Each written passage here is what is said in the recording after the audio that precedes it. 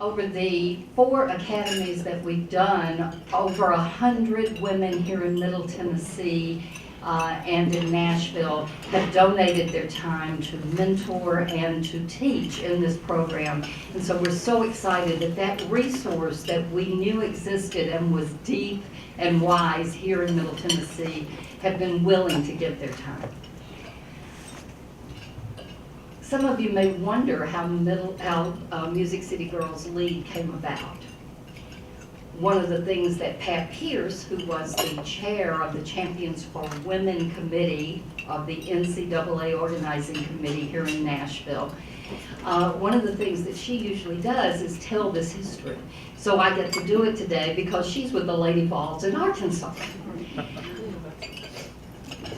Pat and Margaret Bell and Debbie Tate had the idea that one of the things that we needed to do in Nashville to answer the NCAA question of what kind of legacy program would we put in place to honor the fact that we had the NCAA Women's Final Four in 2014. What would we put in place that would be ongoing? And Margaret and Pat came to us, and together we decided that since we are a leadership institute, and the Andrews Institute for Civic Leadership, that a high school girls leadership academy was the best way that we could honor the work that was done by all of the people to bring the NCAA Women's Final Four to Nashville last year. Your graduation speaker today was the chair of that, co-chair of that organizing committee, but she is so much more. I got to know Margaret through this academy. I had met her at a couple of meetings of the International Women's Forum Tennessee chapter, and it was at one of those meetings when we first heard that we would be getting the NCAA Women's Final Four to Nashville. And from that point on, I got to know her as a leader, as a friend, and as one of the wise women of Nashville. Her most recent accomplishment is that she was inducted into the Tennessee Women's Hall of Fame in 2013. But throughout her career, she has been an advocate not only for women, but also for those who do not have a voice. I know she's going to be talking about that more, but just let me say that the stories of how Margaret Bell has helped shape Nashville because she cared enough to give a voice to those who do not have them, those stories are legend. You have her bio in front of you. You know that she is the first woman to start a law firm in Nashville many years ago after she graduated from college and law school. It tells you that she won the coveted Athena Award here in Nashville, one of the early winners of that award. And it gives you all of the other boards and groups that she has chaired and helped make a big difference here in Nashville. So I'm going to let her share more of her background with you, but I am pleased and honored to introduce Margaret Bell as your graduation speaker.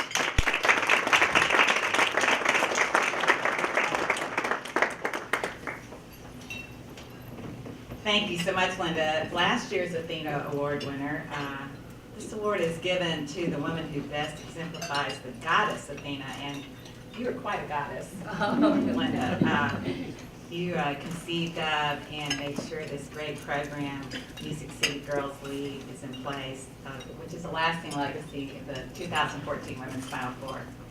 Well, congratulations, 2015 graduates of Music City Leagues. The fourth class, for me, it is particularly impressive for you to be part of this group, for you are already known as leaders and were selected for this program because you're a leader. When I was in high school, leadership wasn't even a term used for women. We were never called leaders. And so it's particularly exciting for me that you participate in a program in which you already know that you are special. and you want to learn how you can use your leadership skills to do something special. Many thanks to Linda and Melanie Matthews, Deanna Smith, the program's generous funder, along with Lipscomb University, your mentors, your parents, and the staff and volunteers for making this happen. Last year I had the opportunity to speak at graduation. At that time, we were 22 days away from tip-off in the Women's Final Four. And it was the 2014 Women's Final Four in Leadership that, as Linda has said, has brought about Music City Leads. I love to talk basketball, so I am very excited that tickets are available for the Ohio Valley Conference Championship today. We will have a Tennessee school. TSU and UT Martin are playing for the championship, and the winner of that game has an automatic bid to the NCAA tournament. Last year, we had 5 teams from Tennessee out of the 64-team tournament. Tennessee, I'm a Tennessee grad, so Tennessee always comes first. For me, Vanderbilt, University of Tennessee at Martin, and Chattanooga, and of course MTSU, a very proud, outstanding program too. Only New York had as many teams as we had in Tennessee. We are a state with an incredible, rich heritage for women's basketball. And that's really what brought about the idea that we would have the Women's Final Four. 7 years ago, Nashville and 11 other cities bid for the 4 spots. And it's important to note here that in 2008, we didn't have a convention center, the Music City Center. We didn't have a host hotel, the Omni. We just went in there and said we can build it, and without even any Metro Council approval. And we had the Great Recession. But we had something else that I think that was very important, and that was a group of leaders. We had city leaders, including Vice Mayor Diane Neighbors, Ohio Valley Conference Commissioner Beth Bush, Mayor Carl Dean, and the many leaders who pulled together and decided Nashville needed to get the bid and to be picked, and it was. So think about this. When the opportunity came, there were folks who undertook the leadership process to make it happen. They assessed the environment. The opportunity only comes 6 to 8 years. Nashville had a great downtown entertainment campus and terrific enthusiasm for women's basketball with leaders who could make it happen. They had a vision. Even with the economy on the skids, we can build a convention center and hotel that will house this national event and at the same time involve the community in unprecedented ways. And for me personally, my vision was to host an event of this magnitude to focus and celebrate on women athletes. The leaders had to trust each other. They had worked together in projects in the past and knew that the Nashville Sports Council and the OVC had a great reputation for putting on tournaments. And the leaders had coalitions and shared powers of influence. Our team of leaders understood such areas as marketing, transportation, logistics, government, entertainment, and development. The leaders had to act quickly within very tight time frames, working together to present the bid in a unique, creative way. And we actually put our bid together in a guitar case, which was really fun. And they had to be focused, intentional, and deliberate. So the 2014 Women's Final Four was cited by the NCAA as the best ever, and national media, fans, coaches, and players agreed. But it was so much more. And as a result of the Final Four, the desire of the leaders to leave a long-lasting community legacy for girls and women long after the games ended lives on with Music City Girls Leads. For my part, I was one of a mini sea of leaders, but being a leader had to start somewhere. Is Shelby Barrett here? She had to leave. She had to leave. Well, she goes to school where I went to high school, in Central Magnet School in Murfreesboro, Tennessee. I walked the halls of those schools for 4 years, and when I graduated, and it's in 1969, it was a big school with about 400 boys and girls in each of the 4 classes. And as you know, it's hard to know what others think about you in high school. And one of my long-term friends in high school, who I'd not heard from in a long time, emailed me after she saw my name recently in the paper, and she wrote, "You always knew you'd do something special because your focus and dedication to excellence was so much in evidence, and because your belief system, even as a girl, was so stable and well-defined." And my belief system was so stable and well-defined, I went, well, I thought my life was total chaos. And you might too. But I do remember being focused and intentional about some things. In the 60s, girls did not run for class president and vice president. That was reserved entirely for the boys. Instead, girls ran for secretary and treasurer. So I decided to run for student council treasurer, and I won. My big initiative was to change the school's rule that girls could not wear pants. We could only wear dresses and skirts to school. That was a big deal for me. I mean, it just made no sense to me. It went against, as Jenny wrote, our belief system. We had to wear a skirt all day, limiting what we could do, walking, moving around, sitting, a terrible rule. So I led the effort to let girls wear culottes. Do y'all know what culottes are? I mean, everybody? Okay. They really are pants, like a skirt with pants. You know, you have like a little crease in here, you know what I'm talking about? Of course, they had to be below the knees. I mean, that was, we couldn't have above the knee. So I had to assess the environment. The administration would not go along with shorts and pants, I knew, so I needed to start with culottes. I had to have a vision, so decided we're going to make this change in my year as student council treasurer. I had to build trust among my classmates, the adult advisor, and the school administration. We had to have a coalition of students who agreed, and we each had to have a role, and we each had to share our power and influence various different ways. But we had to take action. We had to be can-do people. We couldn't just sit back and see if they decided to make the change. We had to innovate and make the change. And we had to be focused and intentional and deliberate. And we instituted the Get Culottes campaign, and they changed the rule. By the time I graduated, I wore culottes. So off I go to college, to University of Tennessee in 1969. So not only were girls not thought of as leaders, the primary purpose for going to college was to find a husband in 4 years.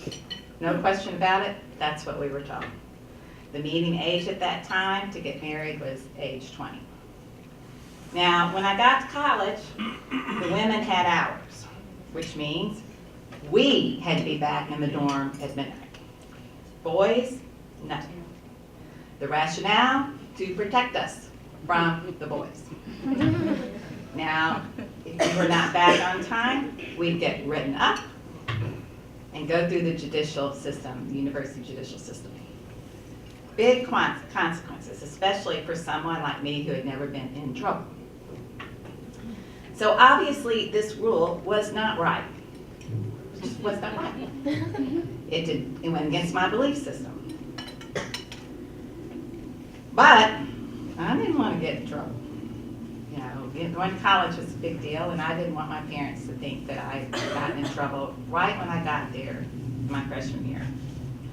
So there was this group of women who put together a march. Now remember, this is the late 60s, so a lot of marching going on. And I was not the leader.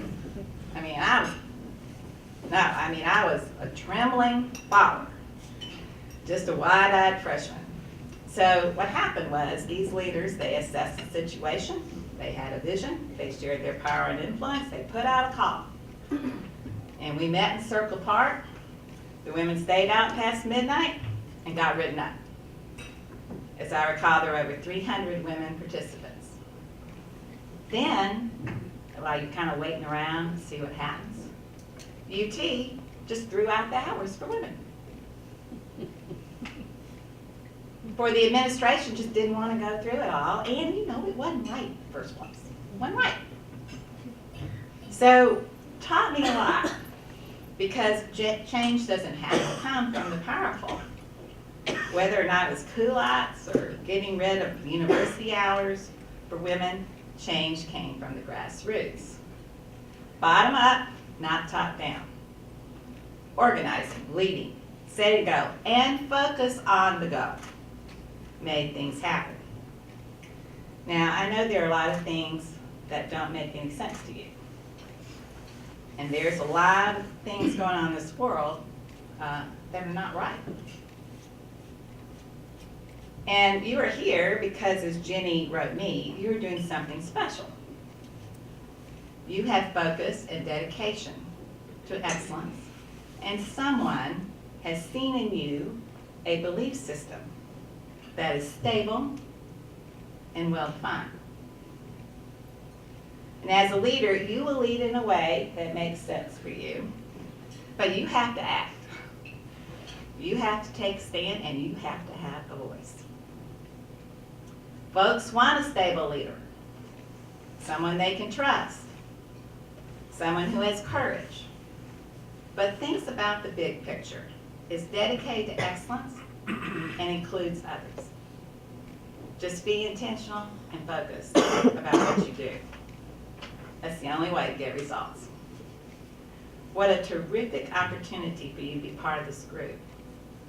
You've been given a lot of advice, but this is my final advice to you. Stay in touch with each other. Keep these relationships. You will most likely need each other to help you lead down the road. And you will make things happen with your fellow leaders along the way. Remember, as Margaret Mead, the famous anthropologist, said, never doubt that a small group of persons can change the world. Indeed, it is the only thing that ever has. Congratulations to all of you.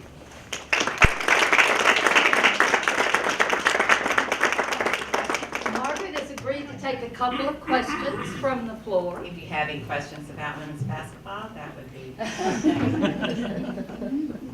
Any questions at all? Show Well, your I know voice. Stephanie's going to ask a question.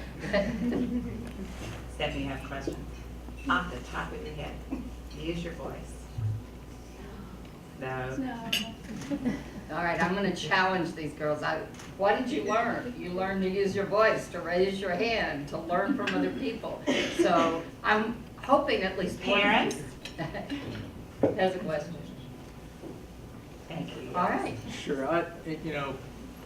Obviously, being a few years down the road with my children, I can certainly appreciate the last comment that you made about keep in touch with Right. relationships, especially early in your life. Can you give us an example in your life where you had that sort of reconnection happen?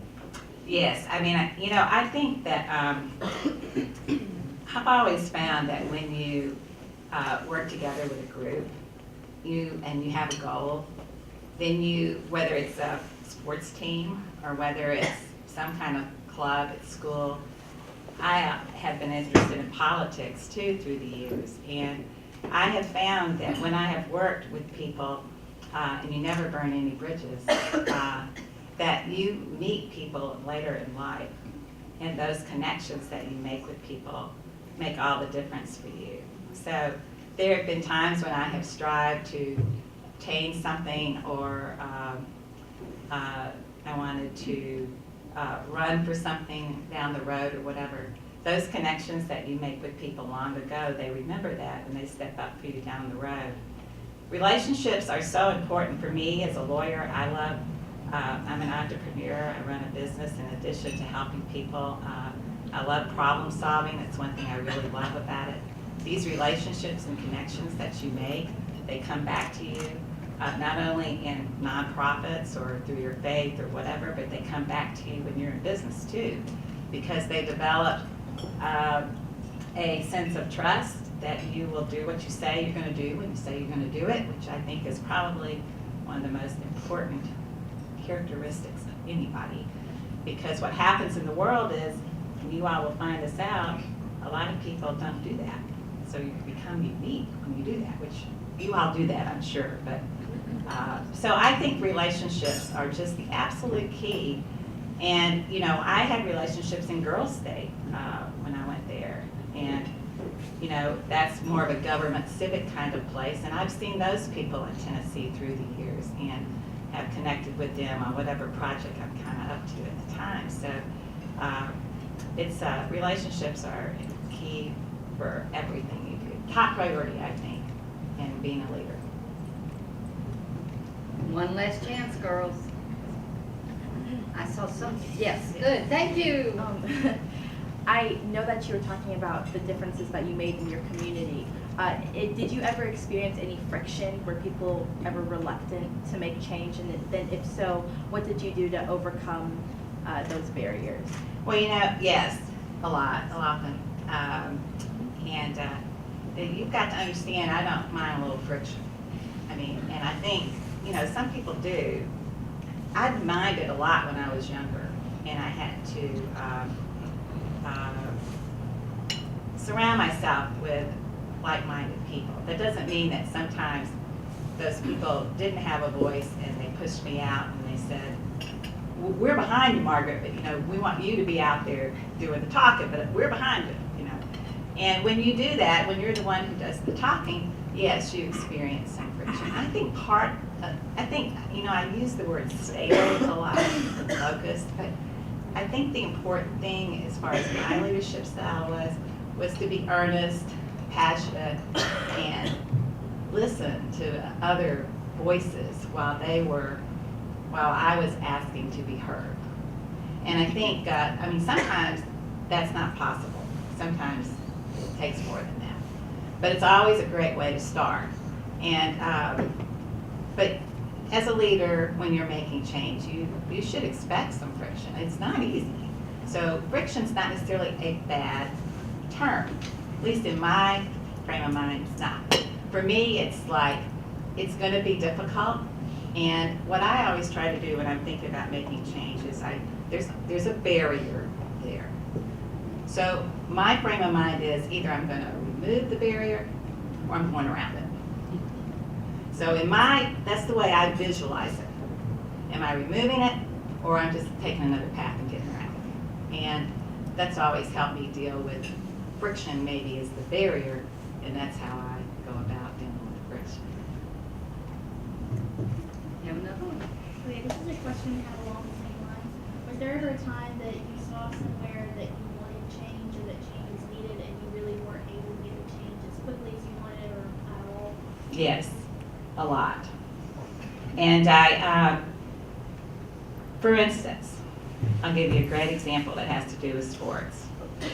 We, and this just happened last year, we had this initiative, Women as part of our legacy. Women play sports, just not in the media. I'll get that right. Because only 3 or 4% of all media is focused on women playing sports, whereas we play about 45% of all sports that are out there. So we had this great initiative last year, and we had wonderful assistance from media partners, and everybody bought in. The Tennessean had a 22-page spread when we hosted the Final Four. Lots of attention. A lot of leaders thinking about how to make a difference with that. But this year, I don't think we moved the needle much. And so it was a huge effort to make change. But this is an uphill climb when you're thinking, I mean, you know, you want to have 10%, 15%, you know, and you're still mulling around in 3 or 4%. So that's the type of effort, you know, if you're going to celebrate, focus on women and all their accomplishments as athletes. That is a real uphill climb. That is a lofty goal. But that doesn't mean that we don't still pursue that goal. But you can take an event like the Final Four and do what you can to lift that up. But then what do you do so it just doesn't go back to the way it always is? So that takes a lot of thinking. And but that's a good example, I think, of what you talked about. Anyone else? Okay, let's Thank you get very much. Go ahead.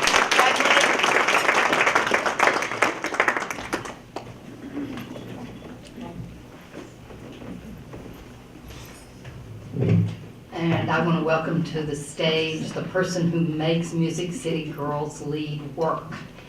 The fabulous Melanie Matthews, whom all of you have gotten to know over the last several weeks and months. And Melanie took this challenge on a couple of months ago to be able to really grow in her job. And I have seen her blossom as a coordinator, as a relationship builder, and as a creative problem solver. So it's really with great pleasure that I introduce Melanie Matthews, who will conduct our graduation. And Margaret, I'll ask you back to the stage to help us deliver the diplomas. Melanie. Good afternoon. Again, I'm Melanie Matthews, and I'm Program Coordinator for Music City Girls Lead. I just want to personally stop and say thank you to all of the parents and the mentors and faculty for getting your girls here, for the faculty and staff and mentors for your wisdom and expertise for guiding these girls to today, to graduation. I feel so honored to have had the opportunity to get to know all 22 of these amazing, amazing young women over the past few Saturdays. Each and every young woman has impressed me beyond measure, and I'm honored to present them to you today. Ladies, if you will please stand up and come to the left side of the stage. When I read your name, please join us. You can do it now. Please join us. We'll receive your certificate and have your picture taken with Linda and Margaret. We will also have a photo taken at the very end of the ceremony, so please do not leave too quickly. In the spirit of the 21st century communication, we asked each young woman to describe herself in a tweet. For those of you who do not know what a tweet is, it is a 140 characteristic phrase on Twitter, the blue bird icon on your app store. I will read each tweet after the girl's name, so please hold your applause till the very end. First up, Lillian Bailey. She goes to Franklin High School. Lillian's tweet, I am a girl who strives to help those who need help, not only in their time of need, but to also be a friend they can rely on. Hashtag loving others. Shelby Barrett in absentia. Next up, Kristen Bell. Kristen Bell goes to Lighthouse Christian. Kristen's tweet, a junior who is determined to make the most with the blessings that have been given to her, both in school and in life. Hashtag don't let it go to waste.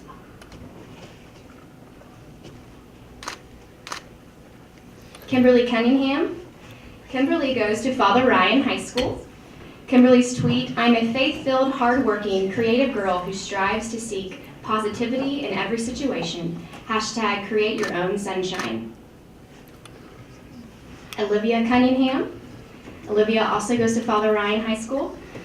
Olivia's tweet, I am strong, intelligent, and athletic woman who aspires to help others with a career in the medical field. Hashtag Philippians 4:13. Keely Dillon. Keely goes to Wilson Central High School. Keely's tweet, just a teenage girl hoping to help others to find awareness and tolerance of the unknown and themselves. Hashtag we are all human inside. Janice Borak.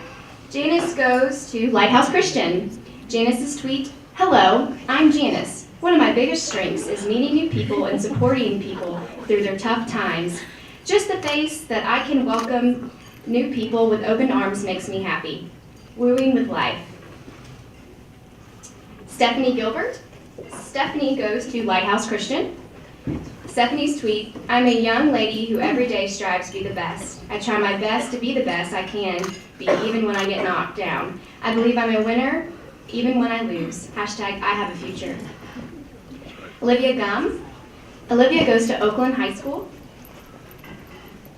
Olivia's tweet, high school shouldn't be a place to prepare for college. It should be where we prepare for life. Hashtag dreams stop plans. Hashtag learning for life. Sophia Howard. Sophia goes to Harpeth Hall. Sophia's tweet, my love for people and their differences is what has shaped me as an individual. I hope to help show the world how beautiful everyone's differences are. Hashtag embrace with faith. Hannah Hurt.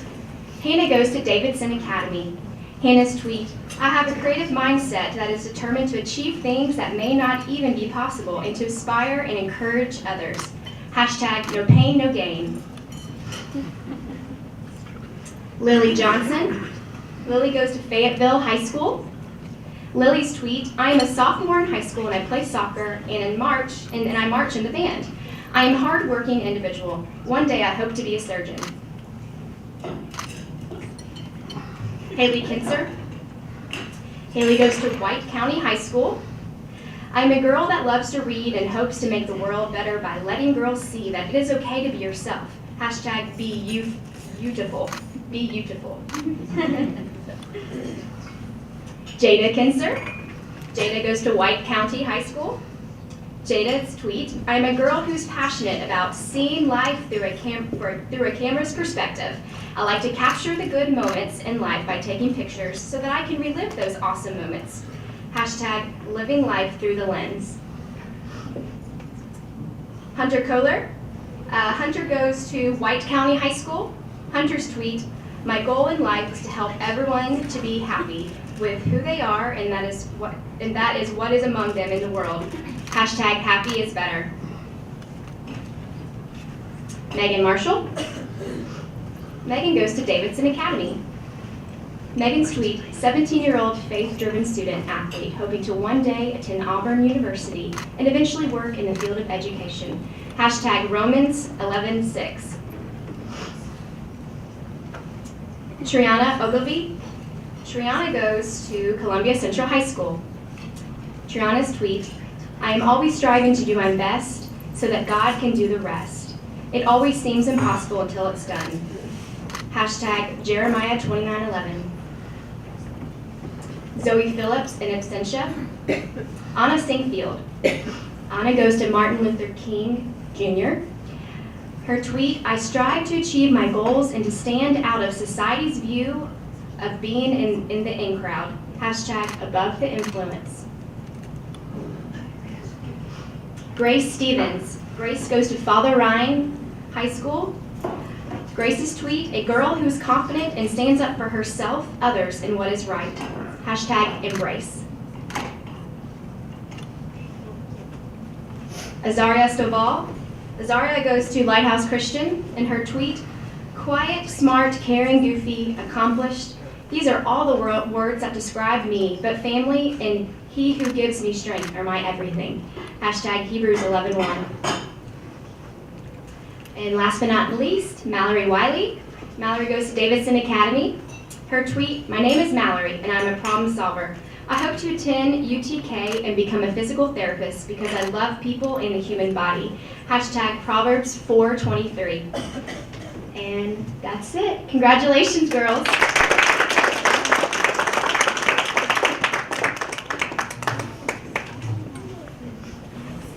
It's always my honor to end this ceremony with a few reflections on the last several weeks.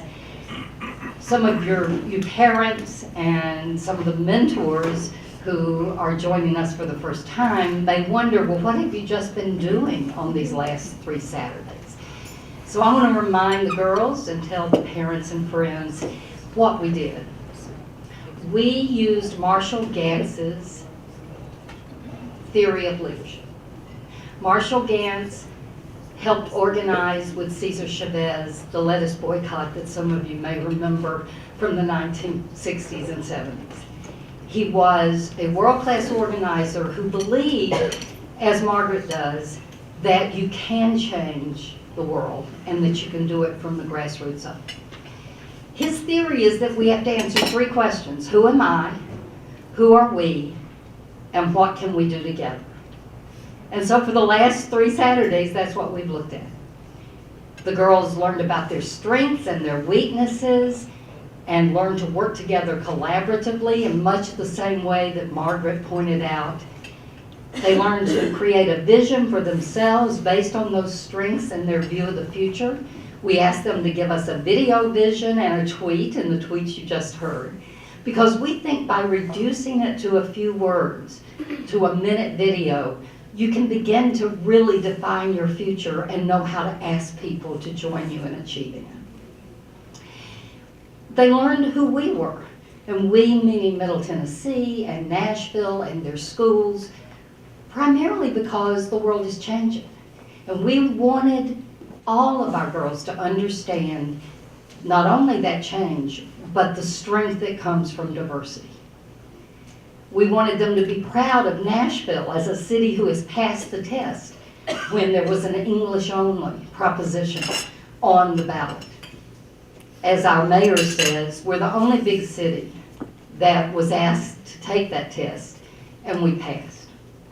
We know how to embrace others, and they have seen the strength in that. And the final thing was, what can we do together? And so every one of these young women is part of a group. For the last 3 weeks, they've been working on a project that they will now put in place in the community.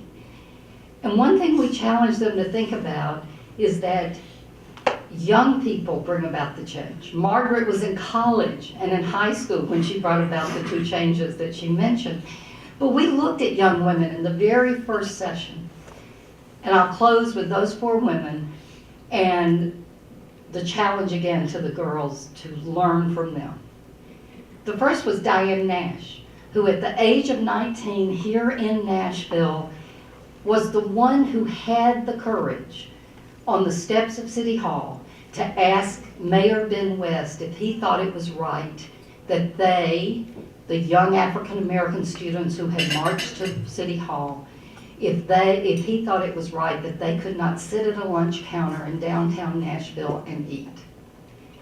And the answer that she provoked from Ben West made sure that Nashville was not Birmingham, because Ben West paused and answered, no, it's not right.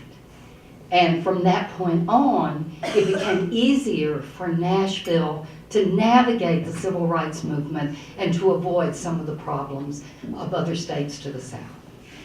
Diane Nash, 19 years old, the courage to ask a question about what was right.